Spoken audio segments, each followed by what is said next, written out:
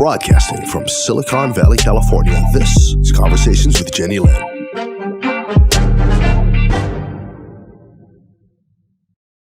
You're watching Conversations with Jennylyn, and I am happy to continue bringing you segments from around the world, interviewing fascinating people while they share all the wonderful things they're doing professionally, as well as their experiences during this time of the coronavirus.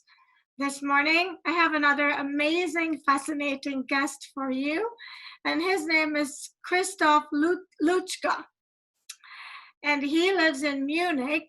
He's the director of the TUM Institute for Ethics in AI at the Technical University of Munich. Hello, it's a great pleasure. Thank you so much for taking the time to join me, especially since you had a big day today. You launched a new initiative.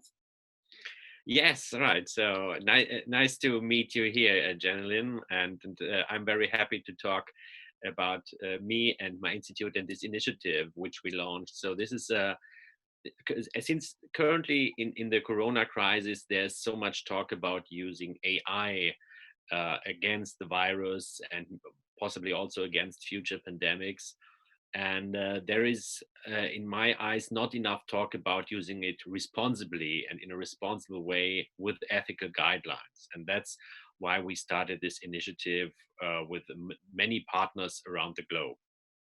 It's very interesting because I interviewed someone yesterday, and he's a doctor from Iran, and I was telling him, I think this is a good time for AI to come up with some robots that we put on the front line in the hospitals when it's possible, so we don't send our humans who can contract the viruses and become ill and die to take care of these patients.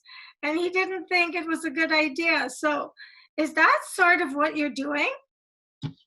Oh, that would actually be part of the topics, how to in the future or already now to some extent use robots in healthcare and perform certain tasks, not all the tasks. We will certainly have many human beings there as well, but at least for certain tasks, robots could perform functions which also might help patients and elderly people to keep their dignity in many ways, and also in protecting others from virus and other diseases. So that would be part of it, yes.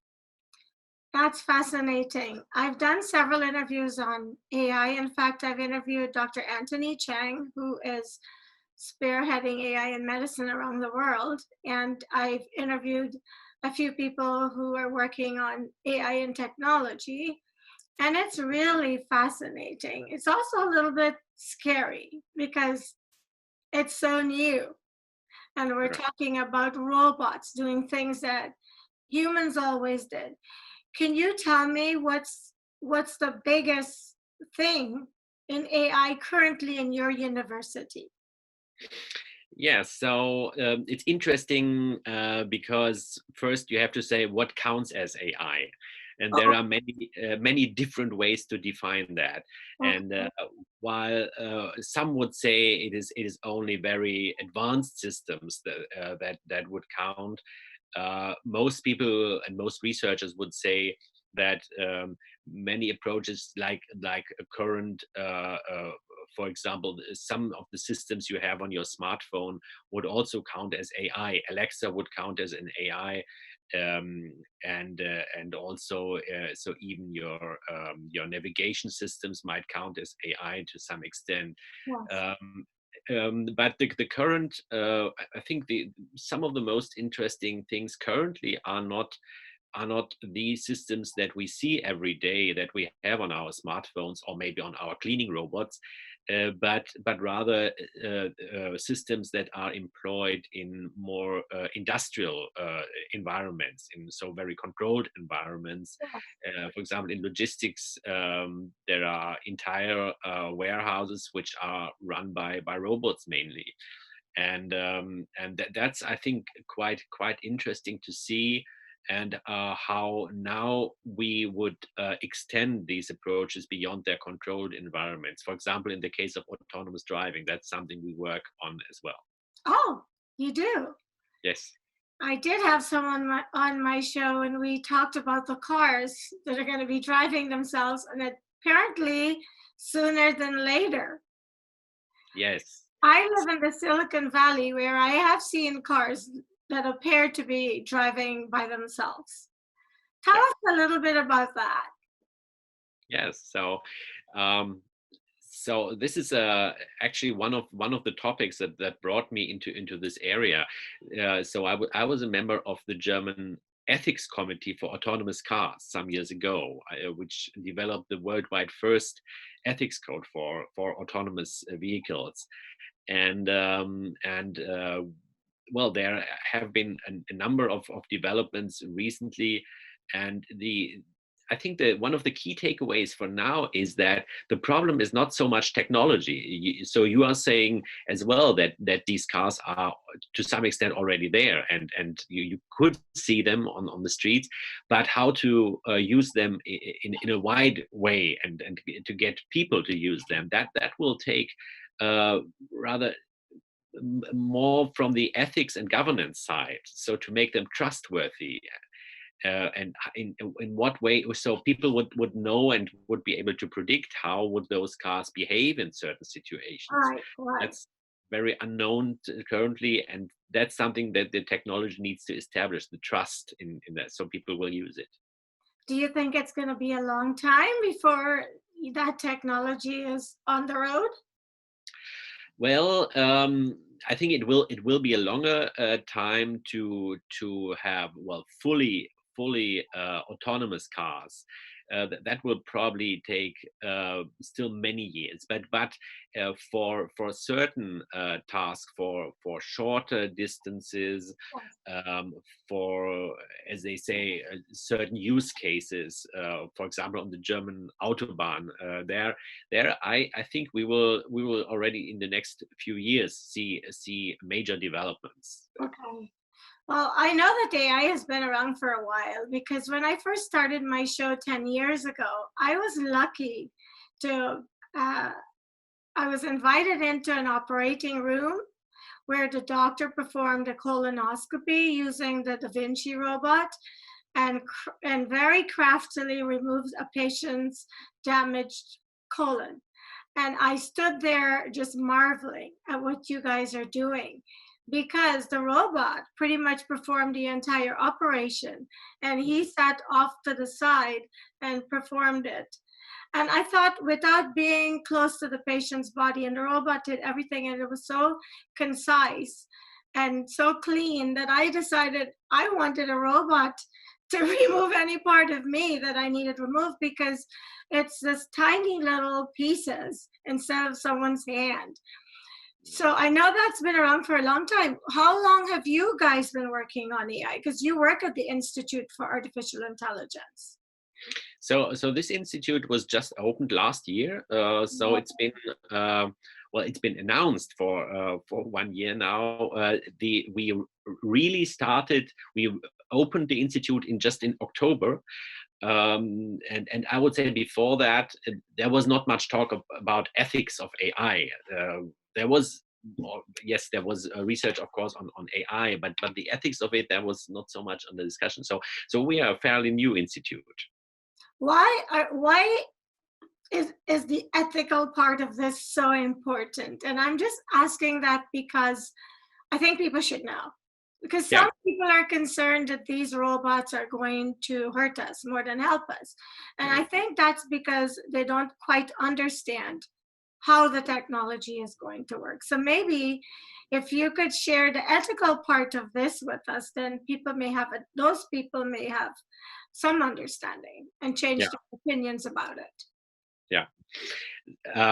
So if you follow the public discussion about AI, there are many very general worries about robots turning into a Terminator, or other some of these scenarios. But Yes. I don't think that is the key issue to worry about within the next decades. That is something for maybe in 50 years, but even then I'm very skeptical. But what we currently see is that many systems are already being employed to some extent in an invisible way. For example, when assessing creditworthiness or judging the penalties for people in court. And there, I think it is important to see that this has an ethical side to it, or in autonomous driving, for example, as I just said. So people, uh, these systems need to be trustworthy. And trustworthy AI, that has become a key concept in many discussions, not just in social sciences, but among the AI researchers themselves. And within the companies, companies are turning to this, companies who are doing AI and are doing research in AI, Yes. they are turning towards this, and they are saying, well, we need input from the ethicists or from the lawyers, from other social scientists about what guidelines should these systems have, so that people will put trust in them and ultimately use them. Well, we've been using a lot of them. A lot of people have Alexa, and I did not own one until recently, when one was gifted to me by a very good friend. And the reason I hesitated to buy one is I had Amazon's first scientist on my show, and he's also German, Oh. Andreas Weijen. And he warned about getting those devices in your homes, because he pointed out that all of the information is stored somewhere. Yeah.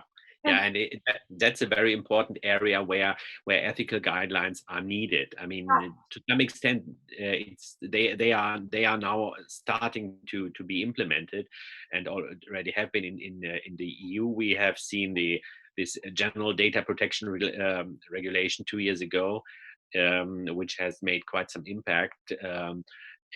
But now we need to have something similar on the level of the concrete systems like Alexa. What are the guidelines for responsibly using these data? Because it's true, people do not know, even if there might be a guideline which is hidden somewhere in the small print, but people don't really know about it. And that's why people in Germany, probably more than in the US, are skeptical about using it. Yes, I think a lot of times in the US, when something new is on the market, people get it because all their friends have it, and it's the latest and greatest, and a lot of people don't check on stuff like that. So I think it helps the popularity and helps the sales. Yeah.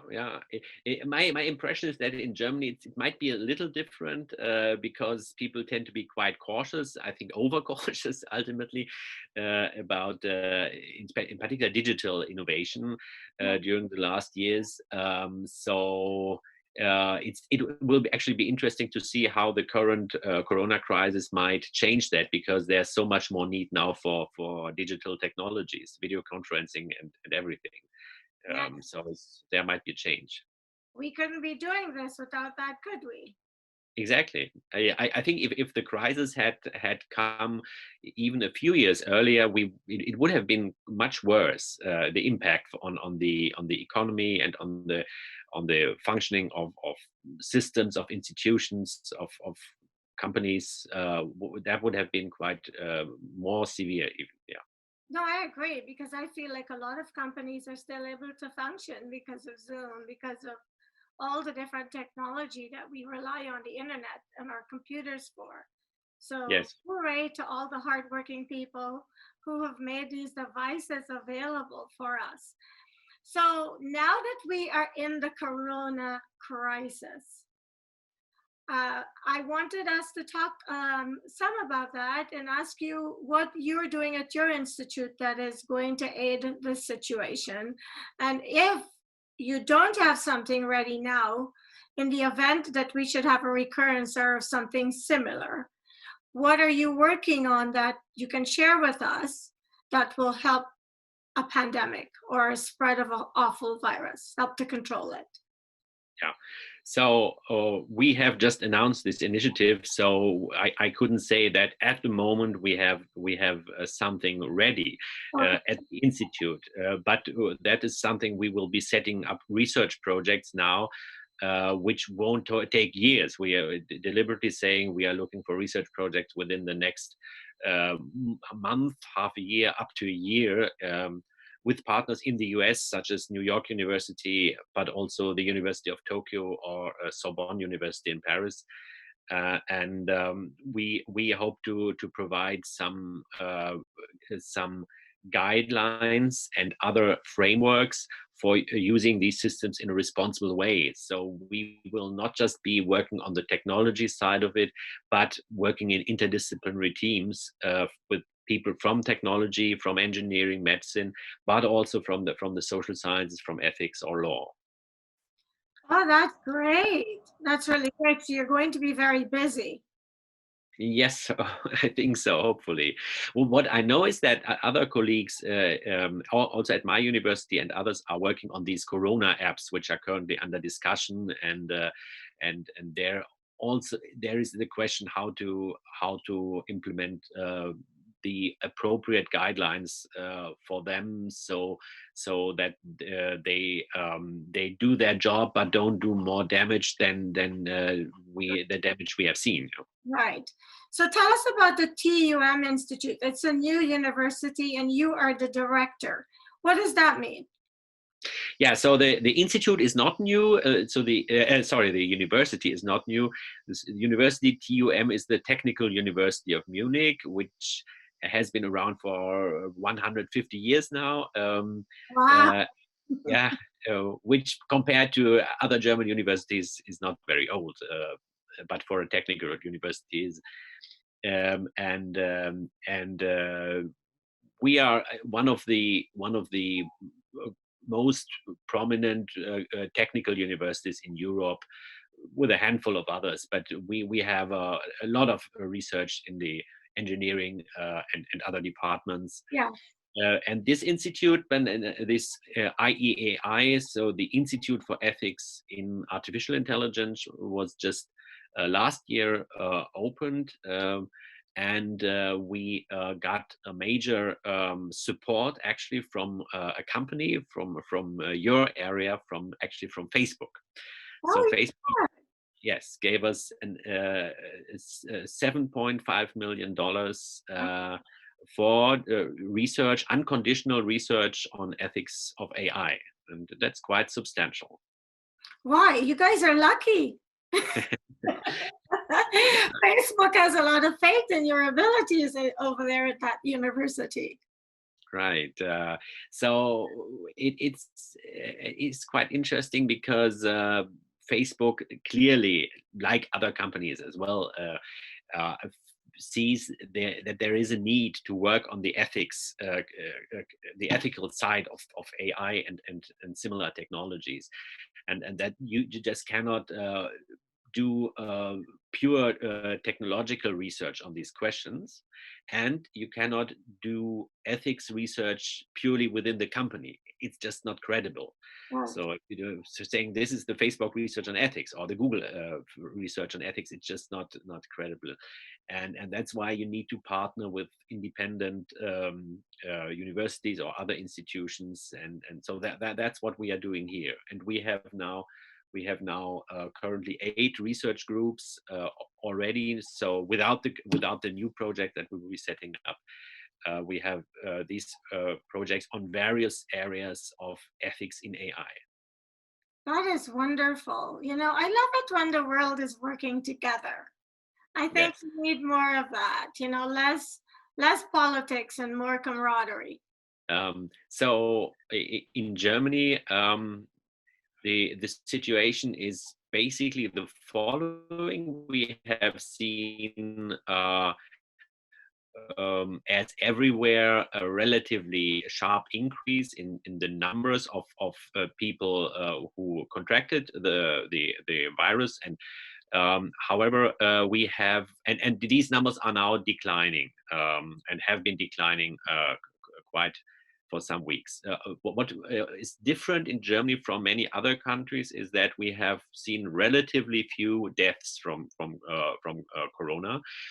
We have now around 3,000 deaths, as the statistics say, which is compared to the population size is not that much.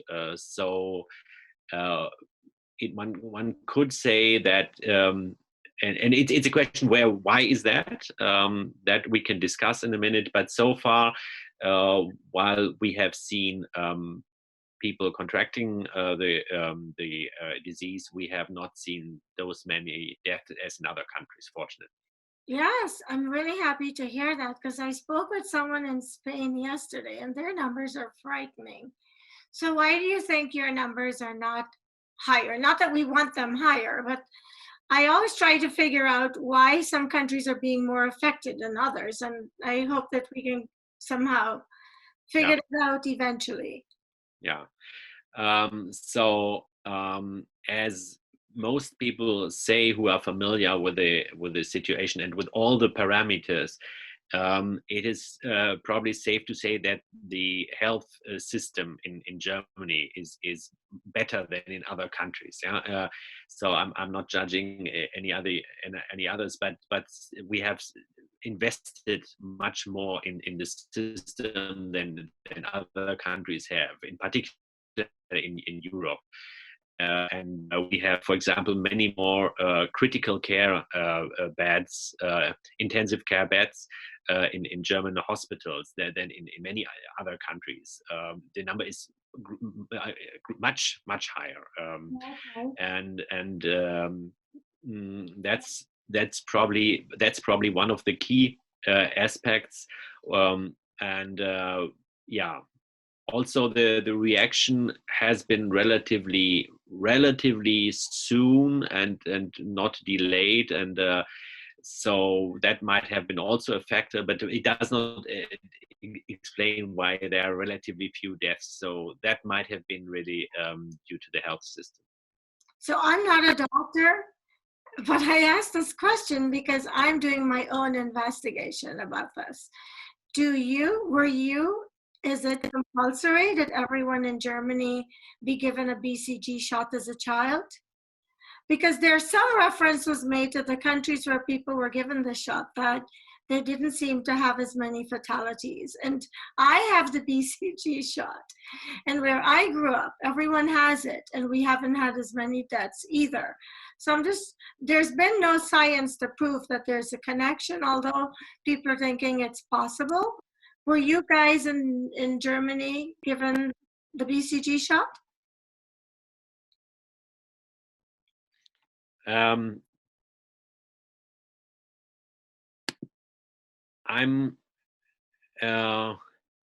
I'm not familiar with the exact word. It's a shot they give for tuberculosis. It's given as a child to prevent TB, I think. To inoculate against TB. So since I'm not a medical doctor, I don't know the no, that's okay. Don't worry then. Let's skip it.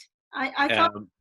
But as far as I know, no, I don't feel qualified enough to say that. Okay, that's fine. I was just wondering if you had it or if people were given it, because where I grew up, everyone had to have it as a child. And just like in the United States, there are certain requirements for shots before you're even allowed in the school system. In our country, the country where I grew up in Guyana, it was a mandatory thing that you had to get that shot. And I noticed that the parts of the world where I grew up, where they've had it, they haven't had as many deaths. And they don't have a sophisticated healthcare system in those parts of the world like they do in Germany and the US. And yet we've had so many more fatalities. And that's why I asked that question. So actually now while we were speaking, I looked it up, and so we have stopped doing that 20 years ago, BCG shots. You stopped it. So probably I still got it as a child, but my children did not. So, and I would have been aware of that. So that's why I was not. Right. But so it's not been done anymore in Germany, at least. I mean, it could still be that it makes a difference for elderly people, right? I'm interested to see at the end of this what information, what proof, what evidence they come up with, because I've been trying as I do these interviews to somehow assimilate in my mind from the information I'm getting. Why are some countries having so many fatalities while others not so much, which is a good thing, but it would be great if none of the countries lost as many people as some countries are losing. Yeah. So your fatality rate has been low, and it sounds like your contamination has also been low. Well, the contamination in general with the virus is similar to other countries. It's similar to that we have in Spain or Italy or France, at least to a certain degree. I mean, it's not exactly, but around that. The mortality rate is very low, and as I said, it is probably due to differences in the health system. On the other hand, it is probably also due to more testing that we do. So we in Germany, we have been doing extensive testing. For especially for people in the risk groups, and that might also explain why we have seen fewer deaths to some extent, although it does not really fully explain it. There is maybe still some element which we do not yet know. But the point about the COVID disease is that apparently the mortality rate is in general not very high, not higher than with influenza or other similar diseases. And so what can be done is that if you have enough beds, intensive care beds, then you can treat the patients that have contracted it. And there in countries like Italy and Spain, they apparently did not have enough beds to treat all these people. And that's why, unfortunately, many people died and they could not help it.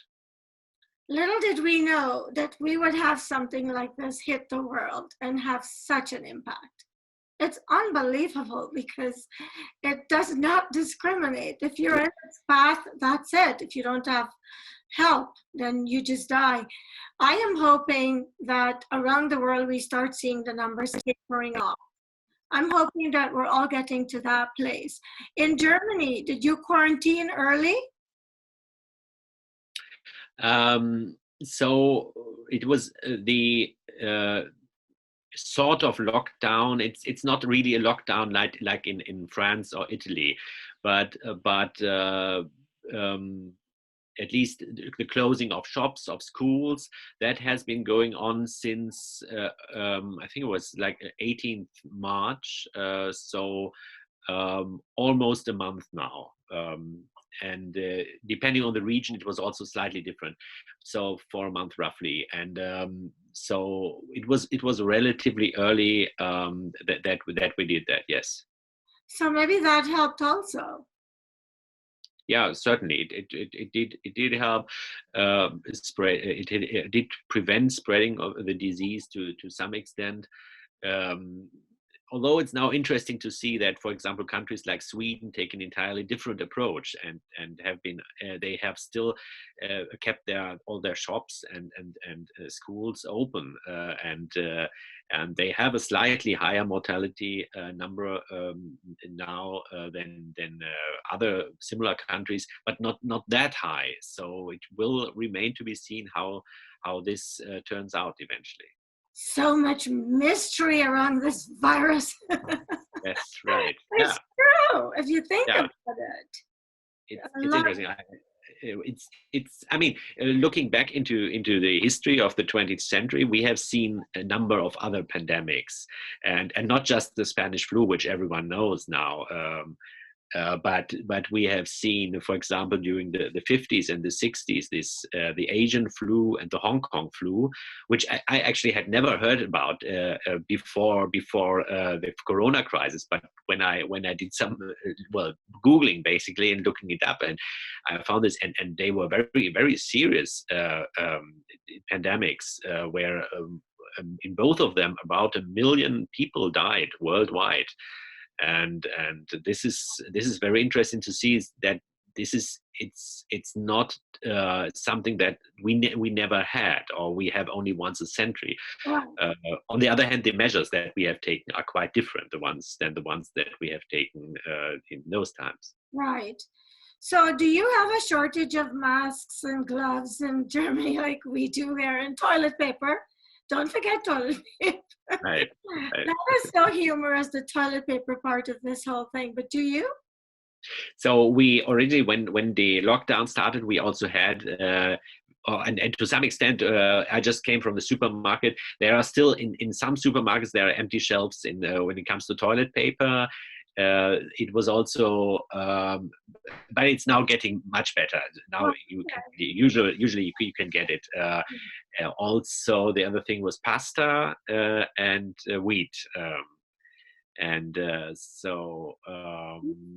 but it's getting better now with regard to masks. Yes, there's also a shortage here to get these, not just the simple masks, but the slightly more sophisticated masks. They are apparently not not enough of them. But yeah, it's now under discussion whether they should be made mandatory for exiting the lockdown.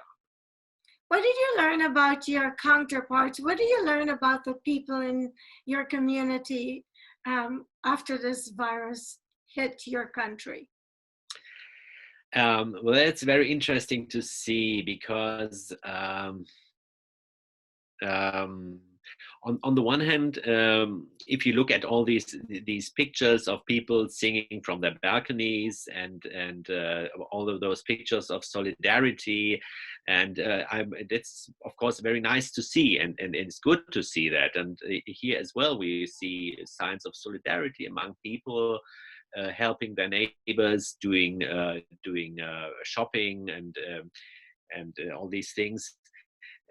On the other hand, I also see sometimes, the dark side of it. People who are apparently who are still calling for more serious, more against the coronavirus, and calling for a real lockdown and even more severe one. And this is something that I find very irritating. Yeah, this is so I also learn something in this regard about other people. Yeah, well, and the one thing I learned is toilet paper is really important to people, and I guess in Germany, pasta. Apparently it is. Yeah, very relatively basic things which you don't really need, and people apparently stacking their basements full of it. It was fascinating to me to watch that. I'm like, wait, when did toilet paper become so important? I understand the food stuff, but you learn a lot about different things in crisis. What have you learned as a person about yourself? Yeah, well, for me, it is something in which I had not expected to witness myself during my lifetime. So I noticed that this is something which, on the one hand, I'm relatively comfortable as a professor at university. And I can work from home and I can work digitally. All the things that I do, I can. But still, I must say I feel not comfortable at all with the entire situation, and I feel very uncomfortable with these. With measures that take away certain basic rights, basic liberties, and this is something you could say it's worrying. But on the other hand, it's also something. something that comforts you that you would not be okay with authoritarian measures in another time. So that's what I have learned about myself. Yes, I think I've learned some similar things myself. I'm someone who's always had a problem with over the top authority, you know, when it's so doesn't make, it seems like it doesn't make any sense. But if you think about it, as strict as the government is being in various countries in terms of locking us down, I think that because you are a responsible person, and I know I am, there are people who are not. And so if they don't put these rules in place, we may have a really serious problem, and you would have lost many more lives than you have. That's what I believe. And so when I think about the rules, and if they're not making sense to me, that's how I justify it in my mind, and I comply, because I understand it's not about me in this particular time in our lives. It's not even about us. And you have that feeling of helplessness, like this, you know, this is crazy. The world is on lockdown. Yesterday, I went walking and I saw people in the neighborhoods that I had been walking for years and never seen.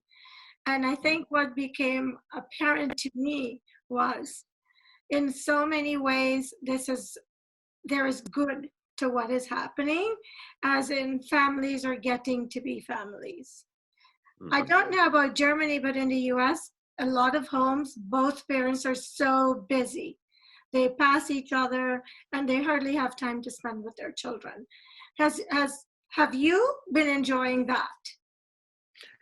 Yes, so I have two children, which are, I mean, one is already grown up, and the other one is 15.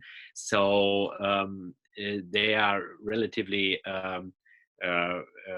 old already. So, but it's true. So you can now spend more time, discuss more their homework. I mean, they also have been doing remote schooling in digital form, and this is certainly something where you can look into and help them more on a daily basis, and so yeah, I experienced similar things. Well, I am so grateful that I was able to spend this time with you, especially on your big day where you launched your initiative. And I'm sure it was a busy day for you. So I'm very, very grateful. Before we wrap up, what would you like to leave with my viewers around the world? Sorry. Before we wrap our interview up, what message do you want to leave with people watching this segment? Yeah. So I would like to say it will be over. This is not an eternal crisis.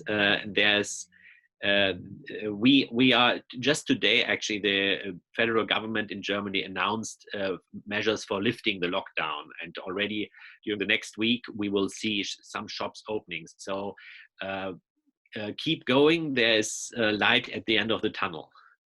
Is there anything I didn't ask you that you wanted to get out there before we say goodbye?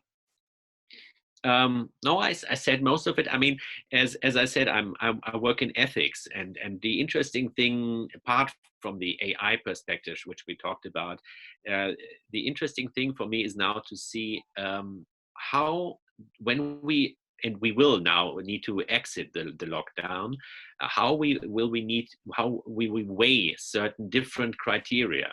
There is the medical side of the crisis. But on the other hand, there is also an economic side of it. There is a social side of it. There's a psychological side of how people can cope with the situation. And for exiting the lockdown and finding the right time to do that, we will need to weigh all these criteria and all these issues to get to a good decision. Yes, and when we get back out there, we have to continue to be responsible and be vigilant, because Absolutely. People are thinking you're going to go back and that means the virus has disappeared, but we haven't even got a vaccine for it yet. And my fear is by the time we have the vaccine, this awful creature would have mutated into some other strain. So We just have to continue to take care of ourselves and be respectful of other people, because we wouldn't want another lockdown or another outbreak, right? Right. Well, I am so grateful again to you for this time. I hope you enjoyed this as much as I did. And I would like to loop back around with you maybe sometime down the road to see how you're doing in your new division and what new information and discoveries that you have that you want to share with us. Great. It will be my pleasure. Well, thank you so much. Enjoy the rest of your evening. And thank you all for watching Conversations with Jennylyn, when a conversation is all you need to be inspired. And stay safe. I'll see you next time.